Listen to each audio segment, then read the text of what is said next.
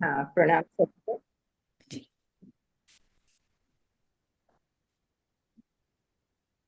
त्रुटियां भी हो सकती है दीदी, कोई बात पहले नहीं ही दीदी। क्षमा प्रार्थना है। हाँ। तो बहुत सुंदर है। आइए, सबसे पहले आप सबके अंदर विराजमान दिव्य चेतना को नमन बंदन करते हुए गुरुदेव के सूक्ष्म संरक्षण में प्रयास करते हैं। यह वैश्वानर अग्नि के बारे में दीदी आपने बहुत सुंदर बताया, उसके बारे में हम विशेष नहीं बोलना चाहेंगे। अंदर जो भी अग्नि काम करती है उसी को वैश्वानर अग्नि कहते हैं। बहुत जगह आहुतियां भी दी जाती है। गायत्री मंत्र का जब यज्ञ होता रहता है तो वैश्वानर अग्नि को भी विशेष रूप से आहुति संबोधित करके दिया जाता है। कुछ विशेष मंत्र हैं उनके द्वारा तो आहुतियां दी जाती है। ये शरीर के अंदर जो भी अग्नि कार्य करता है, जो भी क्रियाएं पचाने का हो जो हो, तो उसकी जो ध्वनि निकलती है कान बंद करके जो हम लोग सुनते हैं अनहताद की तरह, उसे सुना जा सकता है। तो ये वैश्वानर अग्नि की बात यहाँ कही गई है कि उसकी विशेषता बताई गई है। अब दसम ब्राह्मण में जो बताया गया कि जब यह पुरुष, जो हमारे अंदर के पुरुष है, मनुष्य लोक से उन्मुक्त होकर गमन करने लगता है या गमन करता है, दोनों बात कही जा सकती है। व्यष्टि और समष्टि दोनों को हम भाव में रखकर करेंगे तो सबसे प्रथम वो वायु लोक को जाता है। तो ऐसे भी जब सारे प्राण को इकट्ठा करके हृदय क्षेत्र में लाया जाता है, और वही अगर हम व्यष्टि रूप में देखें तो हृदय क्षेत्र से मतलब अनाहत में वायु प्राण का स्थान है। तो वायु का स्थान है तो वायु लोक में पहले वो प्राण, वो पुरुष जाता है। तो वायु क्या करता है, उसके लिए छिद्र युक्त होकर मार्ग प्रदान करता है। तो इस तरह से अपवर्ड जब प्राण का ऊर्ध्वगमन होता है या उस पुरुष का जब इस लोक से गमन होने लगता है तो पहले वायु लोक को जाता है। वायु लोक अगर व्यष्टि में देखें तो अनाहत चक्र, अगर हम समष्टि में देखें तो पहले वायु लोक में वह उसका जाना होता है। और वायु क्या है करता है कि वायु उसके लिए रास्ता बनाता है और वह फिर ऊर्ध्व की ओर आरोहण करता है। और उसका वो जो रास्ता बनाता है वो एक छिद्र के रूप में। तो वो छिद्र का तुलना रथ की पहिए की भांति किया गया है कि रथ की पहिया जैसे घूमता है वैसे ही वो अग्रसर होते रहता है, ऊर्ध्वगमन करता है। अब उसके बाद दूसरे लोक में वो जाता है, सूर्य लोक में जाता है। तो ये सूर्य लोक कहा गया है उस लोक को जो आकाश लोक है, उसी में सूर्य होते हैं। तो ये सूर्य लोक है। वहाँ लंबर नामक वाद्य यंत्र के छिद्र, वहाँ जो रास्ता उनको देता है वो लंबर नामक वाद्य यंत्र का जो छिद्र होता है उसकी भांति रास्ता मिलता है वहां पर। और वहां से वो ऊर्ध्व गमन करते हुए, आरोहण करते हुए चंद्रलोक में पहुंचते हैं। चंद्रलोक का स्थान चंद्रमा का, जैसे शंकर भगवान के सिर पे चंद्रमा का दिखाया जाता है, तो चंद्रलोक का स्थान वही कहा गया है। तो सूर्य लोक से ऊपर जाकर जब चंद्रलोक में गमन करता है तो चंद्रमा में भी दुदुम्भी के छिद्र की तरह मार्ग बनाता है। कौन बनाता है? वायु ही मार्ग बनाता है, वही लेकर चलता रहता है प्राण को यहाँ से। तो वहाँ दुदुम्भी नामक जो वाद्य यंत्र है भांति भांति के, तो सूर्यलोक में जो रहता है वो लंबर नामक वाद्य यंत्र के छिद्र की तरह वहां रास्ता मिलता है वहां। और चंद्रलोक में पहुंचने पर दुदुम्भी नामक छिद्र की तरह मार्ग मिलता है। और उस मार्ग के द्वारा वो ऊपर की ओर बढ़ता हुआ चला जाता है। और कहाँ पहुंचता है? उस लोक में पहुंचता है जहाँ मानसिक पीड़ा नहीं होती है, अशोक वाली स्थिति रहती है, शोक से रहित होता है जहाँ का लोग। वहाँ शारीरिक दुख से रहित होता है, लोग शारीरिक पीड़ा नहीं होता है। तो ऐसे लोक में वहां पहुंचकर वह अनंत वर्षों तक, अनंत काल तक निवास करता है। तो हमें लगता है यहाँ तक इस बात को समझने में कोई दिक्कत नहीं हुई होगी। हम दोनों जगह से देख सकते हैं, वायु लोक में, फिर सूर्य लोक में, सूर्य लोक से ऊपर चंद्रलोक में जाया गया, और फिर चंद्रलोक से ऊपर अशोक और अहीम लोक में पहुंचा जाता है, जहां न लोग को जड़ा व्याधि कुछ भी कष्ट नहीं होता है। तो वहां अनंत काल तक निवास करके प्राणी निवास करता है। अब प्रणाम दीदी। तो यहाँ पे जी प्रणाम दीदी। सूर्य लोक हम लोग ये आज्ञा चक्र समझे और चंद्र लोक सहस्रार समझे। जैसे आपने अनाहत चक्र बताया वायु लोक को, तो हाँ। ऊर्ध्वगमन की ओर यदि बढ़ रहे हैं तो यही समझा जाए यहाँ पे दीदी। तो हम तो जैसा समझ रहे हैं आप भी समझ सकती हैं, सब कोई पढ़ता है इसको। तो हमें लगा जो वायु मार्ग तो वायु लोक में जाया गया, और आकाश मार्ग से ऊर्ध्वगमन करते हुए सूर्य लोक तो आज्ञा चक्र को कहा जाता होगा। अगर तो शायद प्राण में ये पंचकोशी साधना वाले पुस्तक में हमने हाँ पढ़ा जी था। जी, उसमें सूर्य लोक को सूर्य उसी को कहा जाता है सहस्त्रार चक्र में। जी दीदी। सहस्त्रार नहीं, पंचकोश। सहस्त्रार नहीं जी है। जी जी। सहस्त्रार वहां तो चंद्रमा है, चंद्रमा चंद्रलोक है वहां। तो या तो विशुद्धाख्य में ही हमें जैसा ध्यान है विशुद्धाख्य को ही कहा गया है सूर्य लोक, आदित्य लोक कहा गया है। तो हो सकता है आज्ञा चक्र हो, जैसा हो आप लोग अपने अपने अर्थ तरह से अर्थ विशुद्ध, लगा। हाँ, विशुद्ध वाद्य हाँ यंत्र, हाँ, प्रणाम दीदी। विशुद्धि चक्र माँ सरस्वती का स्थान है वाद्य यंत्र। हाँ, तो सूर्य लोक वो भी कहा जा प्रणाम। सकता है, विशुद्धि को भी। जी प्रणाम दीदी। जी। प्रणाम दीदी। आगे जी। हेमलता दीदी, आपसे करबद्ध प्रार्थना है कि ये दोहरा, ये आप समझा रहे हैं, इसके बाद हमें प्रथम ब्राह्मण पंचम अध्याय से हमें जल्दी जल्दी करके थोड़ा सा बता दीजिएगा। और अगर किरण दीदी रिकॉर्ड कर लेंगी तो हमें समझने में आसानी रहेगी। बस यही जी दीदी, प्रार्थना थी अभी मेरी। अभी अभी अभी समय का सदुपयोग हो तो ज्यादा अच्छा है। एकादश ब्राह्मण को हम लोग समझने का प्रयास करते हैं, इसमें क्या दिया है दीदी सरल, सब आप लोग सबके समझने वाला है, बस थोड़ा ध्यान एकाग्र रखने की बात है। तो एकादश ब्राह्मण में कहा जा रहा है कि रोगग्रस्त व्यक्ति को जो ताप क्लेश होता है वह निश्चित रूप से परम तप है।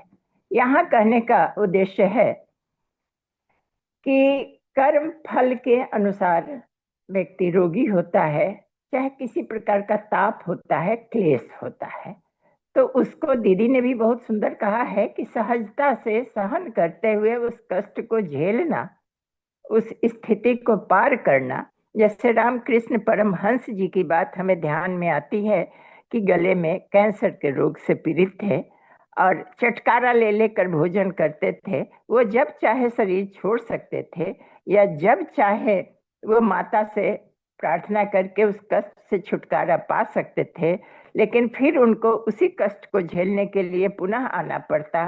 तो इसलिए उन्होंने उस कष्ट को सहते हुए अपने शरीर को पूर्ण अवधि प्राप्त करने के बाद अपने शरीर को छोड़ा। तो यहाँ एक बात गुरुदेव भी कहते हैं, जो बेटा सह ले, भुगत ले, तो जो कर्म फल हमें भोगना है, ताप क्लेश सहना है, तो वह एक तप के रूप में हम उसको ले, उसको तप कहेंगे। इस तरह का श्रेष्ठ चिंतन करता हुआ वह परम सत्य लोक को अपने बस में कर लेता है, अर्थात सत्य लोक को प्राप्त हो जाया जा सकता है। मृत अवस्था को प्राप्त व्यक्ति को जो स्मशान की ओर ले जाते हैं वह कार्य भी बड़ा उत्तम है, बहुत श्रेष्ठ है। कहा गया है कि अपने जीवन में कम से कम 24 लोगों को तो स्मशान तक जरूर पहुंचाने का पुरुषार्थ करना चाहिए हर व्यक्ति को। वह एक बड़ा तप कहा गया है। कहते हैं जो किसी की शादी वाले बारात में आप सम्मिलित हो ना हो, उस परम बारात में जरूर शामिल होना चाहिए स्मशान तक जाने वाली प्रक्रिया के क्रम में। तो जो इस प्रकार जानता है वह भी परम सत्य लोक को जीत लेता है, सत्य लोक को प्राप्त करता है। मृत व्यक्ति को जो अग्नि प्रतिष्ठित करता है, जो अग्नि संस्कार करता है, वह भी एक परम तप कहा गया है। जो यह क्रिया संपन्न करता है वह भी परम तप कहा जाता है, और वह भी व्यक्ति श्रेष्ठ लोक को प्राप्त करता है। तो यह इतनी सुंदर बात कही गई एकादश ब्राह्मण में। अब द्वादश ब्राह्मण में आते हैं। प्रातृद ऋषि अपने पिता से विचार विमर्श करते हैं। कुछ लोग का कहना है कि अन्न ब्रह्म है, हम भी बोलते रहते हैं कुछ कुछ। यहाँ बहुत सुंदर क्लियर किया गया। क्या किया गया कि अन्न ही ब्रह्म है, किंतु यह बात झूठी लगती है। क्यों झूठी लगती है? कि प्राण अगर नहीं होगा, पचाने की क्रिया नहीं होगी संपन्न, तो अन्न क्या होगा? सड़ जाएगा। कुछ लोग प्राण को ही ब्रह्म कहने लगे इस बात से, किंतु यह भी बात झूठी लगती है। प्रातृ ऋषि कहते हैं क्योंकि अन्न के अभाव में प्राण सुस्त पड़ जाएगा। अगर अन्न से पोषण नहीं मिलेगा और प्राण सुस्त सूखा पड़ जाएगा, तो इस स्थिति में भी तो अन्न सड़ जाएगा, अन्न के अभाव में प्राण सुस्त पड़ जाने से।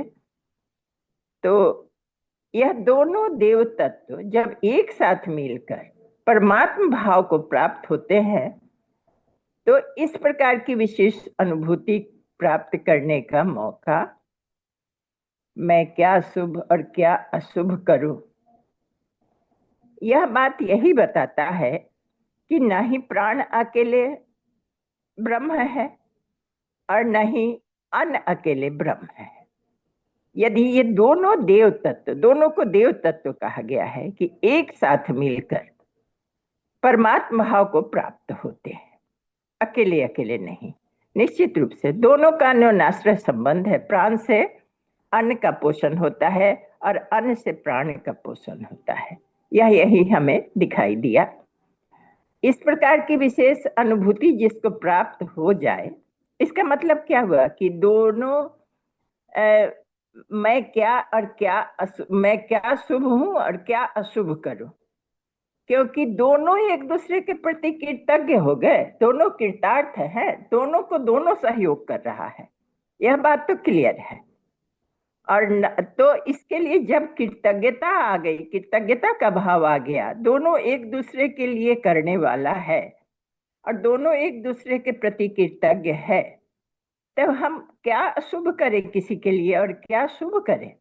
अशुभ और शुभ करने की आवश्यकता ही नहीं पड़ेगी।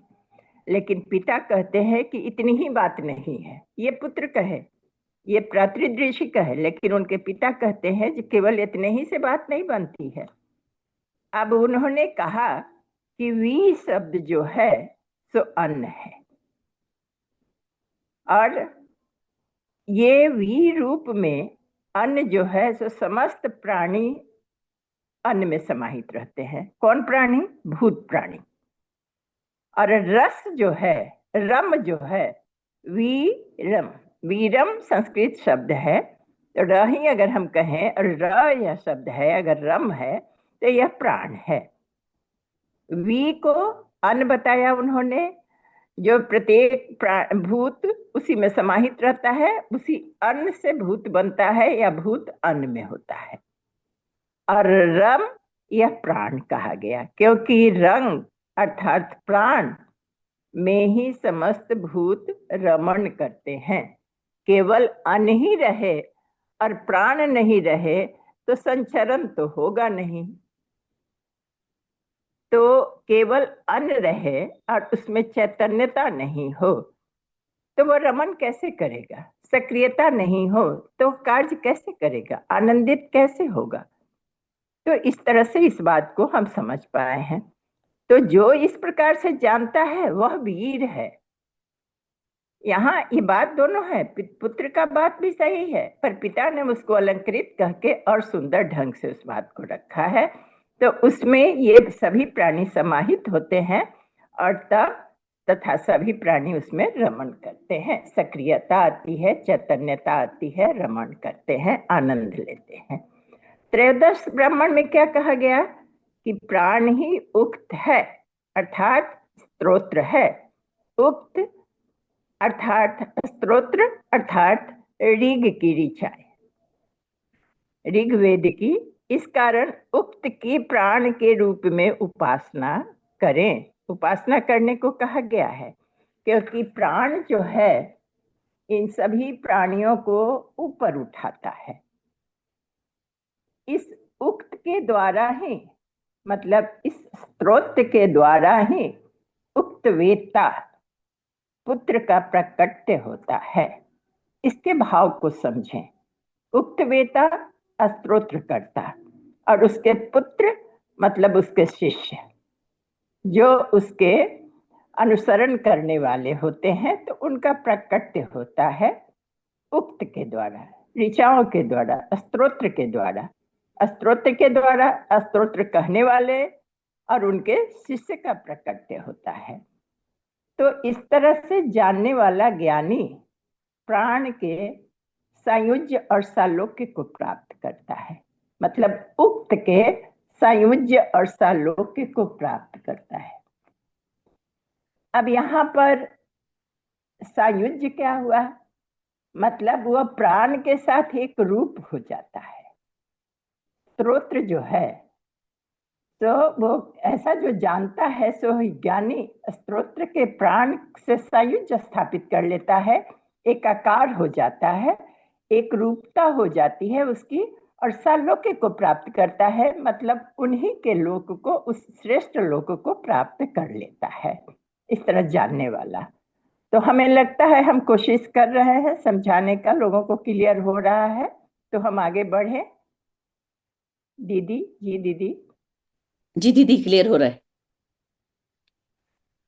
अब प्राण की उपासना यजुर्वेद के रूप में भी संपन्न करें।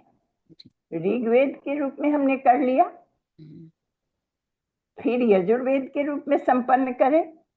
प्राण ही यजु है, पहले कहा गया प्राण ही ऋग के स्तोत्र है, अब कहा जा रहा है कि प्राण ही यजुर्वेद भी है, यजुर भी है। तो इस कारण प्राण इन समस्त भूतों का योग हो जाता है। दोनों समस्त प्राणी मिल जाते हैं, तो समस्त भूत इस प्राण की श्रेष्ठता के कारण ही इस यजु रूप प्राण से संयुक्त हो जाते हैं। यह प्राण श्रेष्ठ है और प्राण के कारण ही वह यजु से संयुक्त होते हैं। यजु के ऋचाओं को, यजु के श्लोकों को, स्तोत्रों को, यजुर्वेद के वो कैसे प्रयोग कर सकते हैं जब तक प्राण शक्ति नहीं होगी? तो प्राण के द्वारा ही उसके साथ संयुक्त होते हैं। तो यहाँ बताया गया कि इस प्रकार जो प्राण की उपासना करता है, यजुर्वेद की उपासना, यजुर के श्लोकों का, ऋचाओं का जो उपासना करता है, वह यजु के सायुज्य और सालोक्य को प्राप्ति, यजुर्वेद के लोक को प्राप्त कर लेता है, और यजुर में एकाकार हो जाता है। सायुज्य एकाकार होना और सालोक्य उसके लोक को प्राप्त कर लेना होता है। आगे बताया गया है ऋग यजुर हो गया, अब साम की बात आती है। प्राण ही साम बताया गया। ये तीनों चीज ऋग यजुर और साम, क्योंकि समस्त प्राणी साम में ही समाहित होते हैं, इस कारण साम की इसी रूप में उपासना करें। सभी प्राणी उस साम के साथ ही एक रूप होते हैं एवं उसकी श्रेष्ठता को धारण करने में समर्थ होते हैं प्राण के कारण।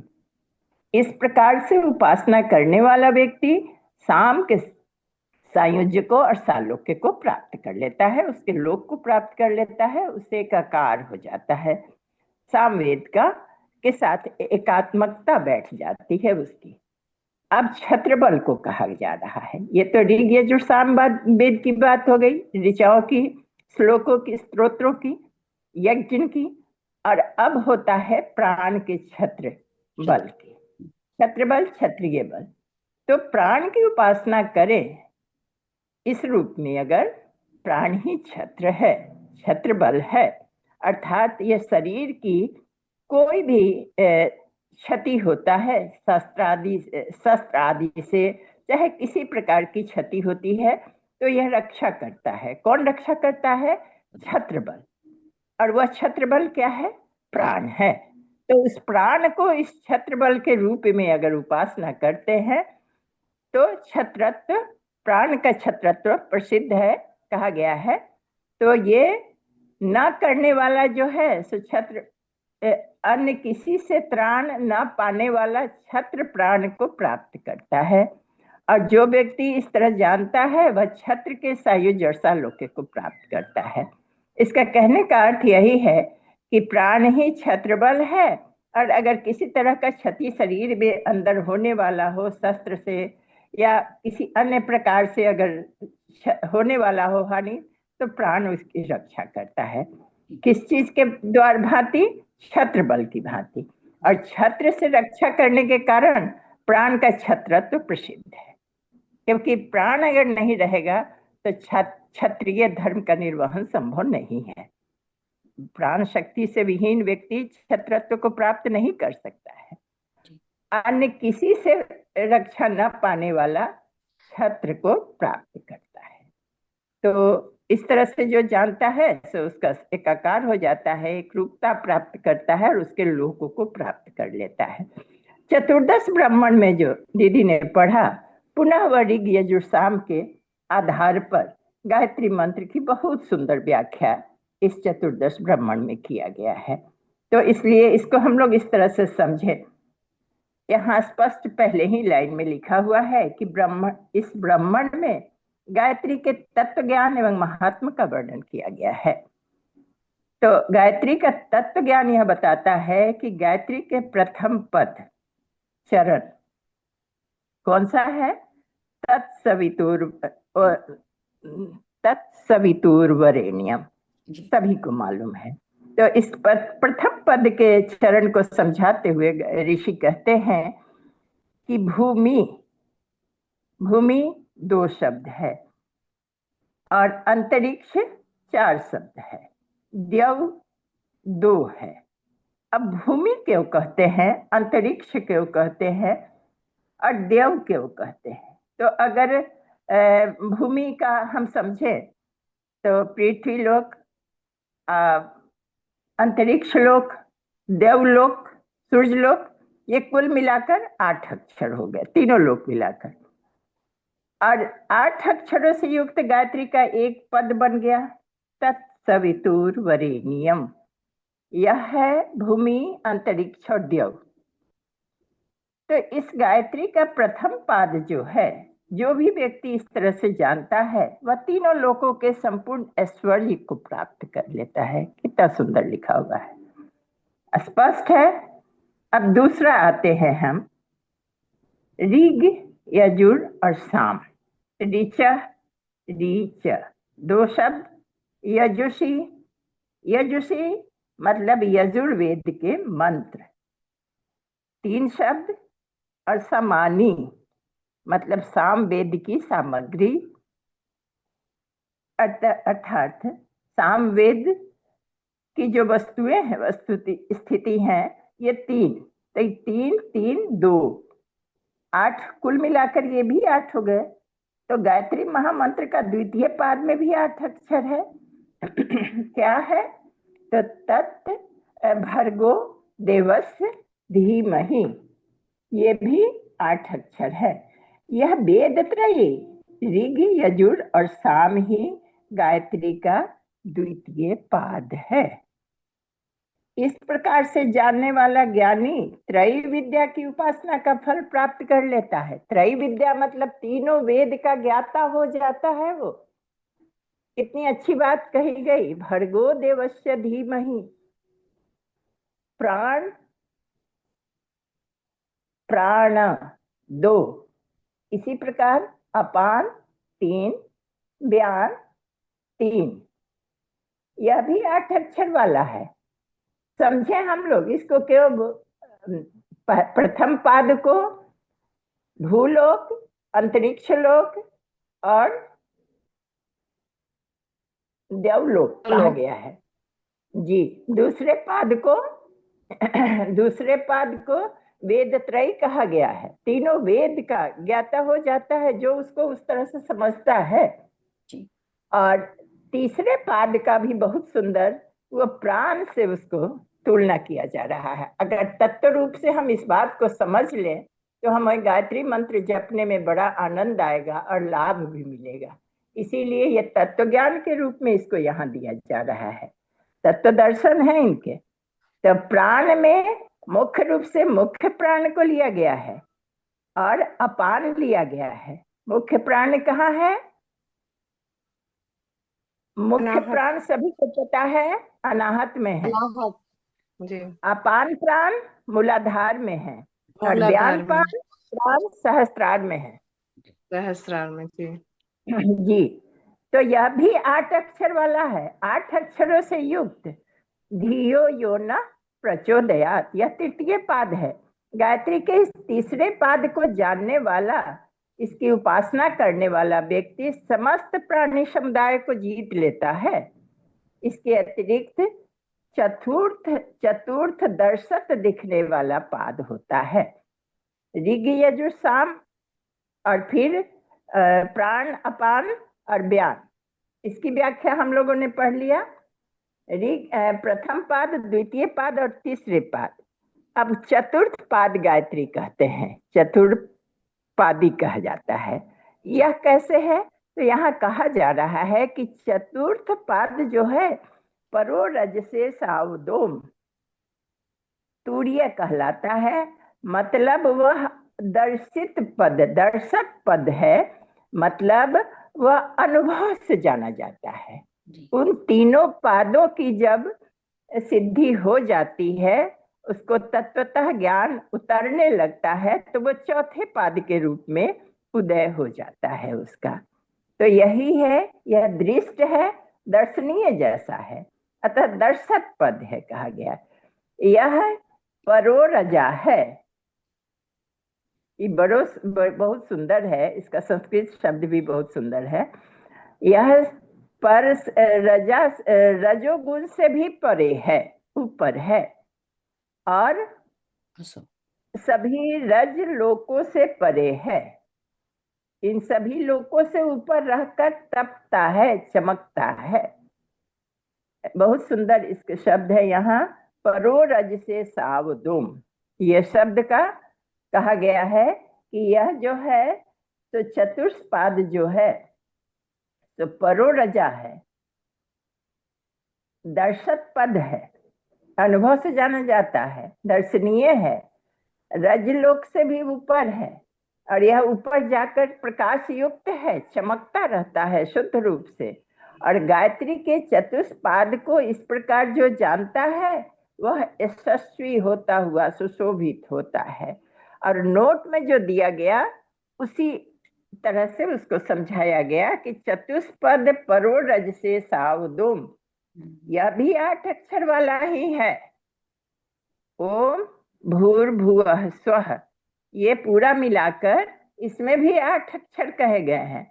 विश्वामित्र कल्प तथा प्राचीन संध्या प्रयोगों में इसका उल्लेख मिलता है। विश्वामित्र द्वारा लिखा हुआ है कल्प तथा प्राचीन संध्या प्रयोग, पुस्तक लिखा हुआ है। तो उपनिषद का कथन है कि गायत्री के 3 पाद ही जपनीय है। यह चौथा पाद जो है वो दर्शक पद, देखा जाने वाला है, अनुभूति गम्य कहा गया है।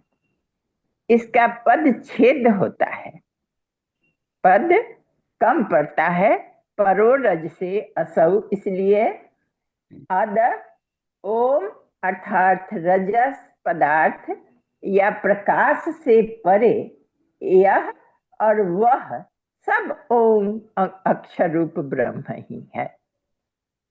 तो जब साधक के प्राणों के स्पंदन गायत्री के 3 पदों से एकात्मकता स्थापित कर लेती है, तो चौथा पद का आभास स्वयं में होने लगता है, अनुभव होने लगता है, इसीलिए इसे दर्शक पद कहा गया है। तो इस तरह से यह बहुत सुंदर है। अगला दर्शक पद की व्याख्या हम लोग कल तो नहीं, अब मंडे को लिया जाएगा। बहुत सुंदर है जी। जी प्रणाम, धन्यवाद दीदी। कोशिश किया दीदी। बहुत सुंदर।